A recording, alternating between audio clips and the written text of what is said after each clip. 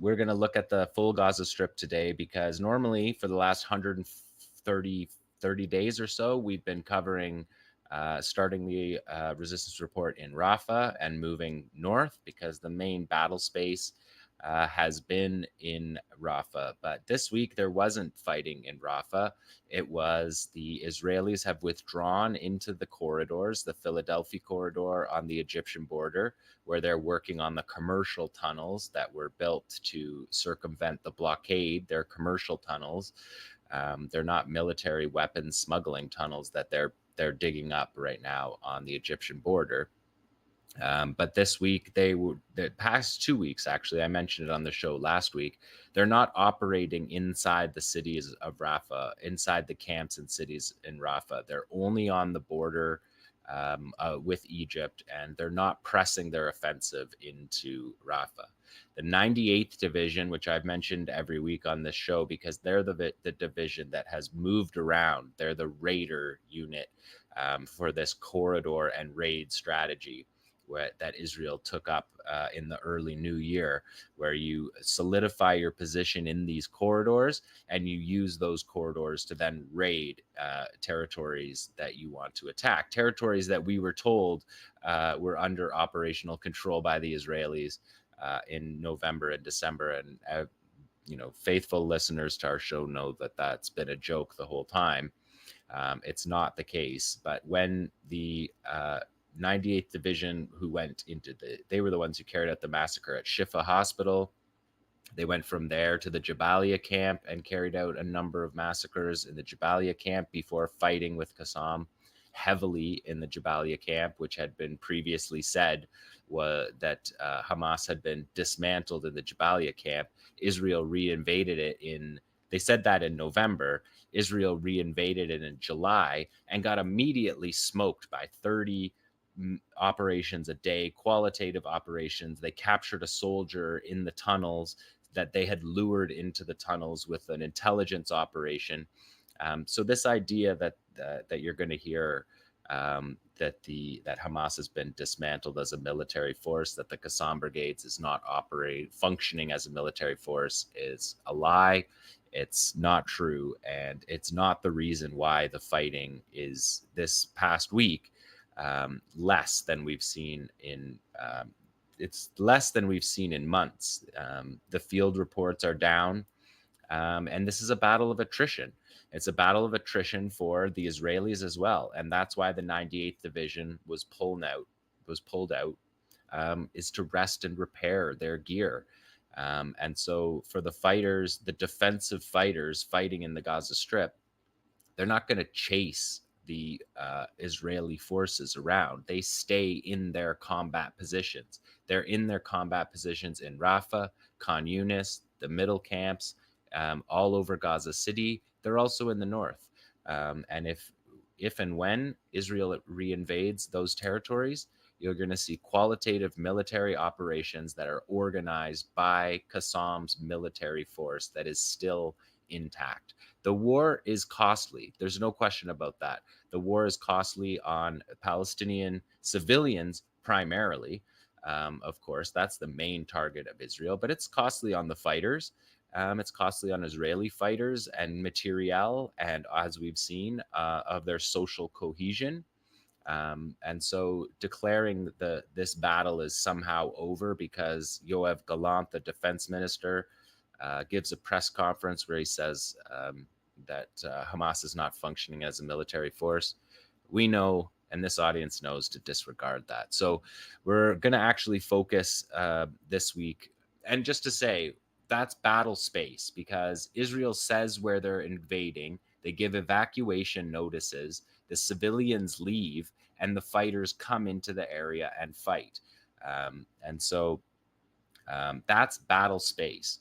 But what Nora covers at the top of every show is the war that goes on outside of the battle spaces. That's a war against civilians. It's a war on the Mawasi tent camps. It's on the schools that should be in class but are not. That is constant. 50 airstrikes a day is steady, basically every day, sometimes 35, 40, basically 50 a day. And that doesn't include artillery. And artillery is a major weapon that is used by the Israelis because you can fire it from their guns on the other side of the border where they're relatively safe. So they sit back there like cowards and rain down these high explosive shells onto the civilian population. And that's why every single day we see 50, 70 people killed every day. And they're not killed on the battlefield, they're being massacred by Israel. And that massacre, that pressure is not changing Israel's ceasefire demands. It's not allowing the demands of Israel to be raised. Hamas has been very clear on that. The changes in the demands are not changing because you're massacring civilians as they did. And just once again, shout out to Nora for doing that newscast. I believe it's the hardest newscast in the world because it's the only one that actually understands what's happening on the ground and knows what stories to tell. And those stories are just devastating. And I know some people have to turn off the show and regroup after that. And that's why it's really appalling that this resistance report stuff is being censored, because we're living in a historic moment of brutality, and the heroic resistance that has happened under those conditions. For that to be erased, all wholesale erased, is outrageous. So just wanted to say that as an introduction. Let's zoom in on the Netzarim Corridor tomorrow. Yeah. So you can see what's happening on the corridor. They have been pressing the corridor wider after the operations that we saw that the new recruits took, where they infiltrated behind enemy lines into the Netzarim Corridor and hit the Israelis hard with an operation some weeks ago. And so the Israelis have been blowing up areas of 𝐓𝐡𝐞 and Tel El-Hawa to move the corridor wider so that their forces are safer inside that corridor. So that's the thrust of the operations this week. And just this morning, I'll say a medevac helicopter crashed, according to the IDF. 2 killed, 8 wounded. It was a medevac helicopter from Unit 669, which is what we've been covering for the whole war. And the fighters just watched them fly away well within target range. Not clear if it was the first time we've seen a medevac helicopter shot down. The Israelis say it wasn't, and no reports from the resistance yet. But as I said, this just happened overnight before the show. So I'm going to put this off till next week, and we'll do a proper dive into that next week. But just to acknowledge, something happened to a medevac helicopter that the Israelis admitted have medevaced more than 1,800 soldiers out of Gaza. And that's the second helicopter that has crashed in this war that began on October 7th, because the fighters, the Nukba force from the Qassam brigades, took down a helicopter in a kibbutz on October 7th. That was the first helicopter. So we'll follow that. Of course, I just wanted to bring that up because, as everybody knows, I've been following that all this war, because it seems very clear that the resistance is showing us that they can reach those helicopters and are not doing it, although they haven't spoken about not doing it. So we follow it. We follow it from our own analysis. So yeah, we are going to focus on the Netzarim Corridor and the operations this week along the Netzarim Corridor. Started off with number 1 here. We have 2 long-range sniper operations that were a joint operation between Saraya al-Quds, Islamic Jihad, and Qassam. Presumably, we have a al-Ghul. We know we have an al-Ghul. We see it right there. A joint operation likely means we have a Saraya shooter of a Qassam weapon. Maybe it means Qassam spotter. Maybe it means Saraya spotter. In any case, they hit him, and they clearly hit him there. This is on the edge of the Netzarim Corridor in 𝐓𝐡𝐞. This is from a week ago, Tuesday or Wednesday. It missed the deadline for last week's show. But yeah, this is the first soldier, and they're going to identify the second soldier. You can see them scurrying in front of the window there, dealing with their wounded comrade. the Israeli military. Here's the second sniper. I did a rough calculation of this one, and this one looks to be about a 900-meter sniper distance. So we've seen them go up as much as 1.5 kilometers. And that's one of the reasons the Israelis widened these borders, because of this weapon, this 𝐓𝐡𝐞 weapon that is. And this part, the spotter in the background is saying on this scene that this was a successful operation, and you can see here the vehicles moving. So they're showing you the vehicles that are moving to do the medevac of those wounded soldiers. So that's in the Netzarim Corridor. And again, it's just the theme on this show is going to be these joint operations as we watch it a second time, because there's communication between the two fighters, right? The first fighter says, the spotter is identifying the target and saying to him, be patient, be careful. They're communicating, fluently communicating between the shooter and the spotter, which is something we've been talking about this entire war. And that's why they're getting, in part, they're obviously well trained, but their communication and the way the sniper unit is working together is what's making these successful operations, which are just repeatedly hitting these soldiers. I don't think they would show us videos where the bullet flies over the soldier's head or misses. But their hit rate is extremely high, and they're hitting them with a round that is, the Israelis might call them lightly wounded, but you probably see them having funerals for these operations.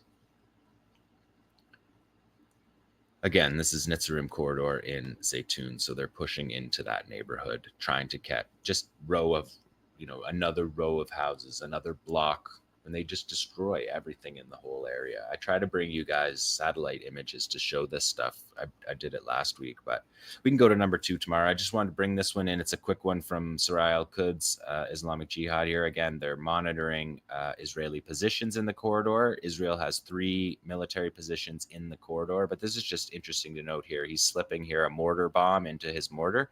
That's a homemade that's a Gaza-made mortar that you're seeing being fired there. Here comes another Gaza-made mortar that you're going to see fired there. And so each of the unexploded, 55,000 airstrikes plus, 5% dud rate at least. There's thousands of 2,000-pound bombs that have 950 pounds of TNT inside them. That TNT is removed and it makes these mortar shells. That's what you're seeing be made. They'll be making a generation worth of mortar shells versus of Yasin warheads for the tandem charge 105s, for the Shawad explosively formed penetrator. They're all using the same powder from inside the bomb that's being dropped on their people. And the bomb doesn't go off, and they repurpose them and send them back, return to sender, as we've seen many times. And then this is number 3. This is a PFLP rocket artillery, 107 millimeter rocket artillery. This is standard rocket artillery. And this one's interesting. I wanted to bring this one into you because the fighters have been all through the war talking about their history, their fighters. And in this one, he says, "O flower of flames in the night of the Galilee, either Palestine or hell, generation after generation," he says, "the brigades of the eternal Abu Ali Mustafa are still deployed in various military positions in their rocket units, artillery units, and engineering units. As the martyr commander Guevara of Gaza told us, this soil will explode under the feet of the Zionists. We say to our people that the covenant is the covenant and the oath is the oath. We will continue on this path and we will not abandon our weapons." So that's an allusion to the Guevara of Gaza. Guevara of Gaza was a PFLP commander who came to prominence after the Israeli occupation of Gaza after the 1967 war. He was inspired by a visit to Gaza by Che Guevara, who came in his military fatigues in 1959. You can read about that. It's a pretty interesting story. Obviously something that Che Guevara did being a revolutionary diplomat in a way, or a revolutionary commander who went around, and it's not surprising that he would have visited Gaza. But he influenced Muhammad al-Aswad, who is the first general of Gaza. They call him the first general of Gaza. Ariel Sharon and Moshe Dayan were obsessed with him, with finding him. He carried out dozens of operations, more than 20 political assassinations of collaborators, of Israeli municipal officials at that time. That's how the occupation was run. Shabak officers and Israeli military and police officers. And so he was hunted for 5 years. And just to pull the history full circle, he was found in a tunnel he made his last stand battle in a tunnel under a house in the Ramal area of Gaza City. And so you have the PFLP here, Abu Ali Mustafa Brigades. You can see their logo there. I talked about him last week on the show. He was assassinated. The anniversary of his assassination was last week.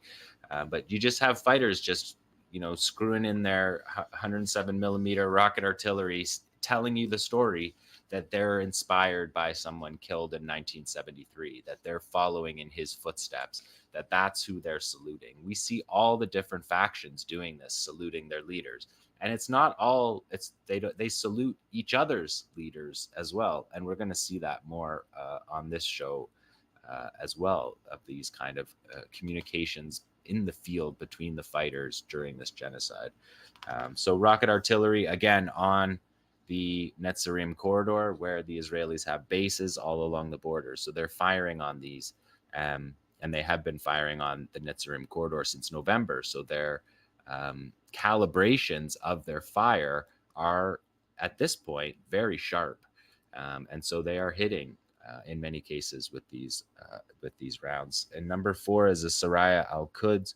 These are joint operations. Again, this is one way that they show their respect for each other is they carry out these. This is the same weapon that Saraya al-Quds was just the Abu Ali Mustafa brigades were shooting.